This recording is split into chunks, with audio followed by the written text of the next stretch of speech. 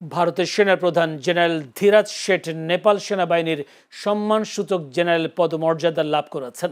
নেপালের রাজধানী কাঠমান্ডুর শীতল নিবাসে এক বিশেষ অনুষ্ঠানে দেশটির প্রেসিডেন্ট রামচন্দ্র পৌডেল তার হাতে এই সম্মাননা তুলে দেন।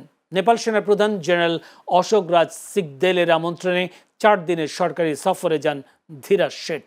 1950 সাল থেকে শুরু হওয়া ঐতিহ্যের অংশ হিসেবে দুই দেশ পরস্পরের সেনাপ্রধানকে এই পদমর্যাদা দিয়ে আসছে। সফরকালে ধীরাজ শেঠ নেপাল সেনাপ্রধানের সঙ্গে দ্বিপক্ষীয় সামরিক সম্পর্ক জোরদারে বৈঠক করেন এবং নেপাল সেনাবাহিনীকে সামরিক ও চিকিৎসা সরঞ্জাম হস্তান্তর করেন। একই সঙ্গে তিনি গার্ড অফ অনার পরিদর্শন ও স্মারক চারা রোপণ করেন। নেপাল সেনাবাহিনী জানিয়েছে এই সফর দুই দেশের আস্থা ও সামরিক সহযোগিতা বৃদ্ধিতে গুরুত্বপূর্ণ ভূমিকা রাখবে।